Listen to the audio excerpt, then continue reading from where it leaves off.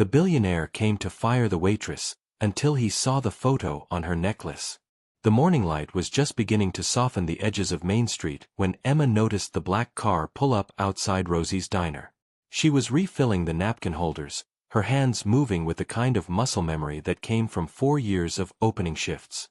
The car idled there for a moment, engine purring, expensive and out of place among the pickup trucks and old sedans that usually lined the curb. Emma's heart did a small, nervous jump. She touched the locket at her throat, a habit she'd had since childhood, reaching for the small silver oval whenever uncertainty crept in. Inside was a photograph so faded you could barely make out the faces anymore, but Emma knew every detail by heart.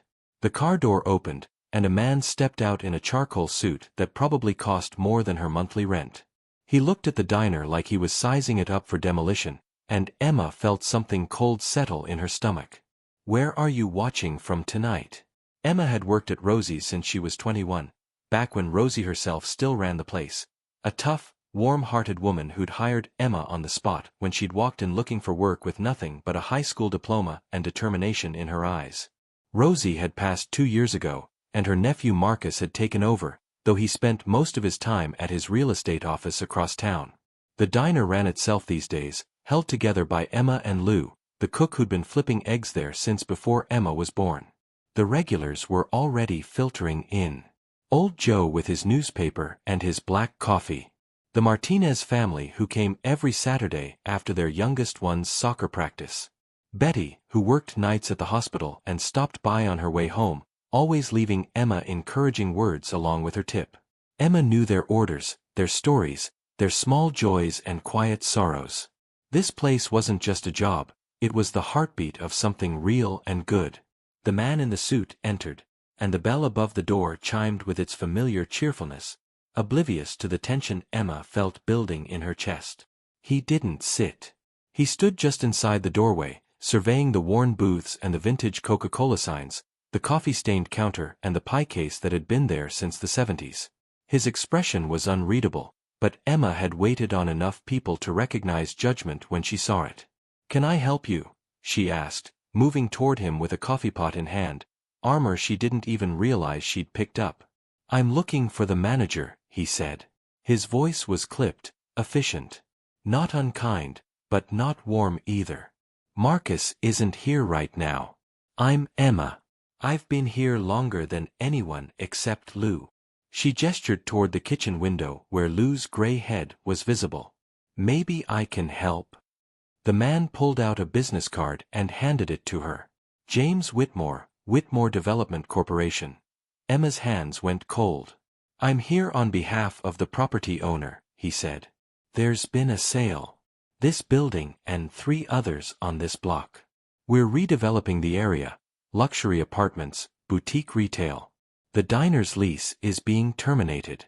You have 60 days. The coffee pot nearly slipped from Emma's grip. She set it down carefully on the nearest table, aware that every regular in the place had gone quiet, listening. 60 days. The words came out smaller than she intended. "It's all in the paperwork. Your manager will receive official notice, but I wanted to deliver the courtesy notification in person." He glanced around again, and Emma saw something flicker in his expression. Was it pity?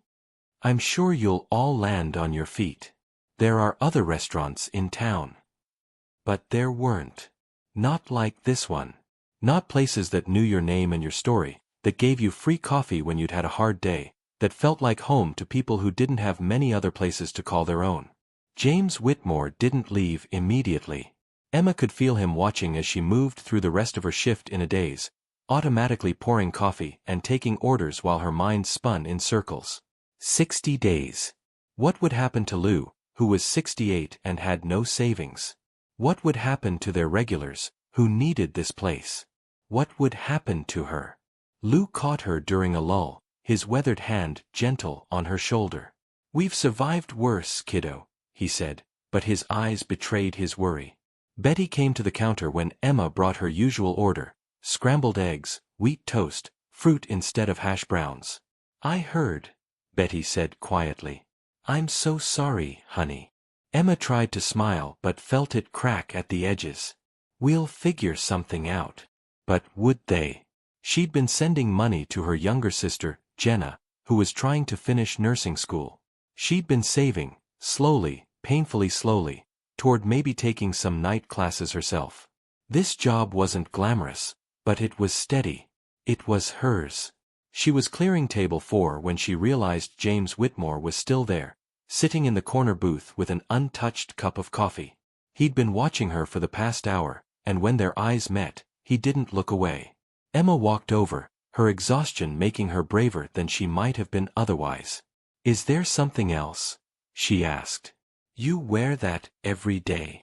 He nodded at her necklace. Her hand flew to it instinctively. "Yes." "Why? May I see it?" Emma's first instinct was to refuse. The locket was private, precious, the only thing she had left from before.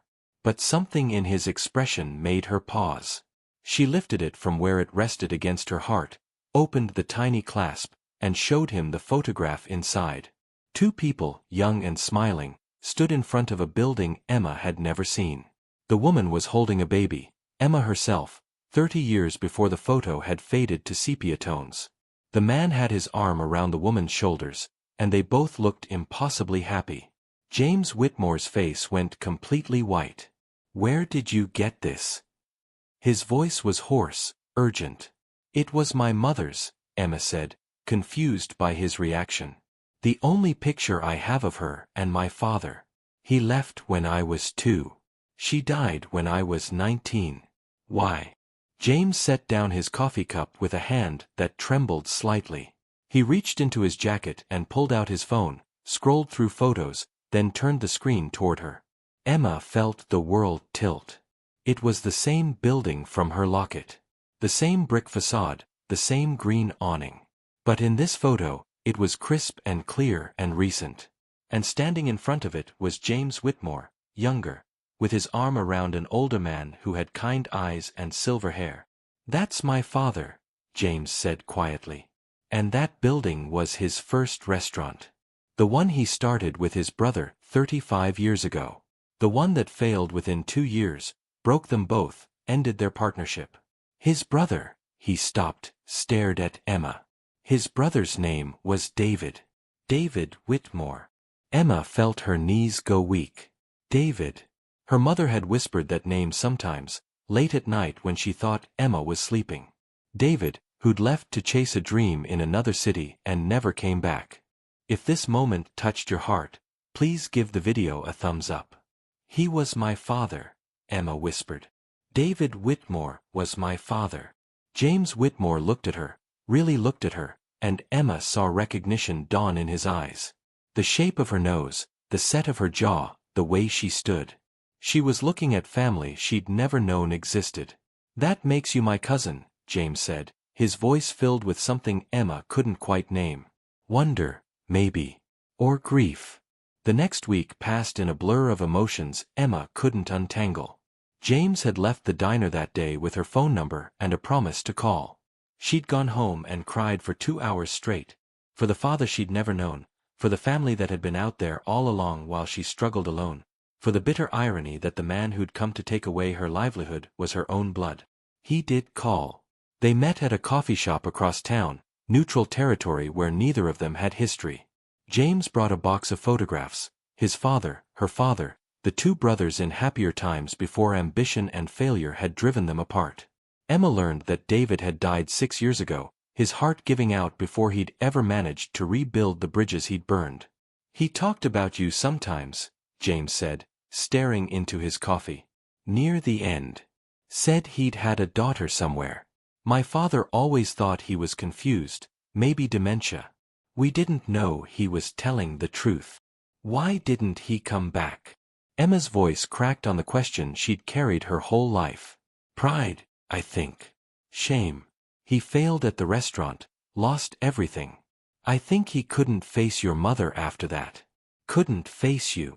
James met her eyes. "It was wrong. Cowardly. But I think he carried that regret until the day he died." Emma wanted to be angry.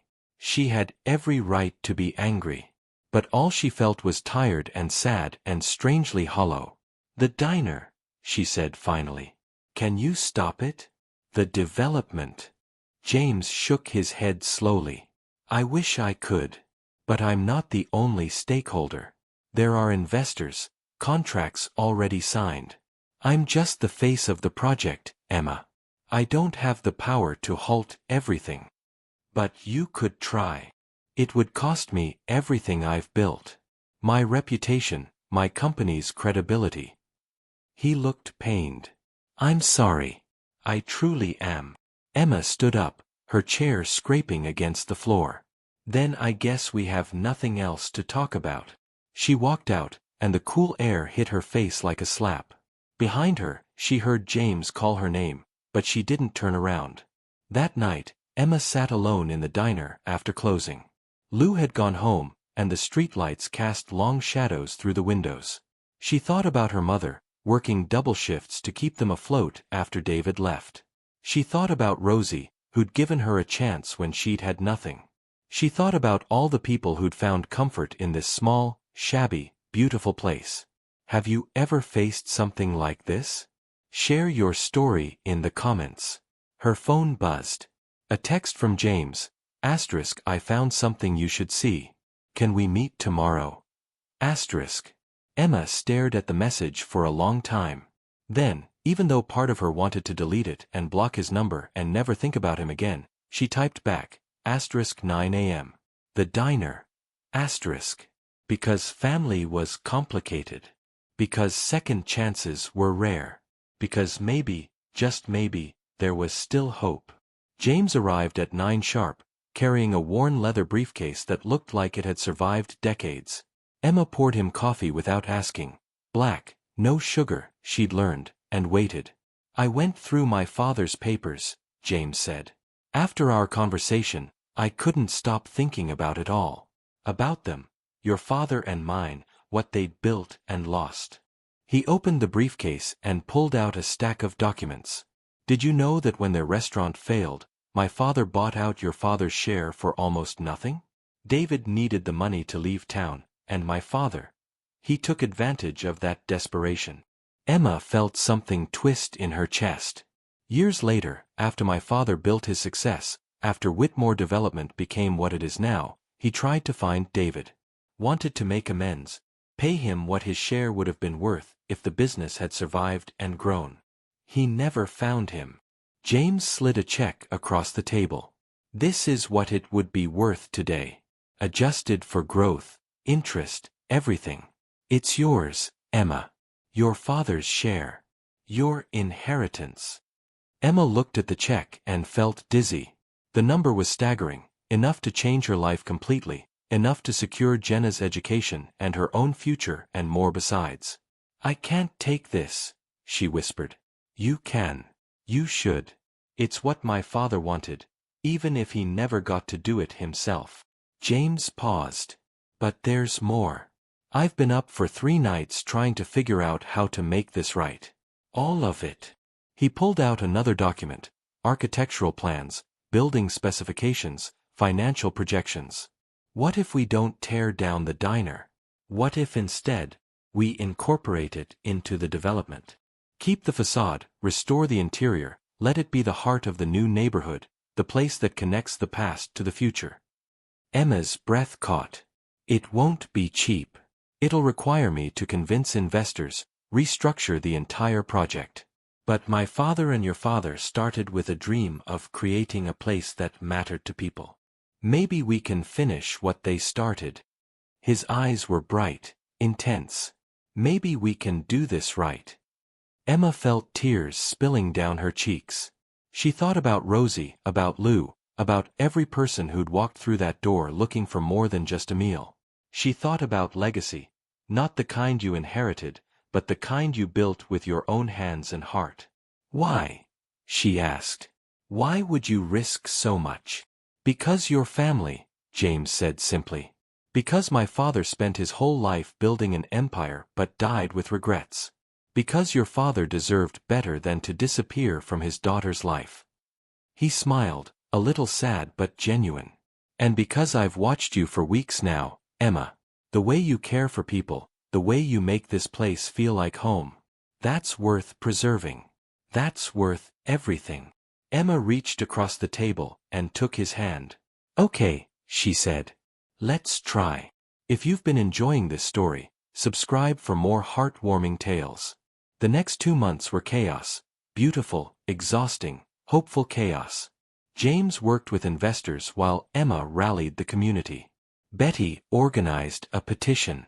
Old Joe wrote letters to the city council. The Martinez family spread the word through their church. Marcus, Emma's absent manager, finally stepped up and fought alongside them.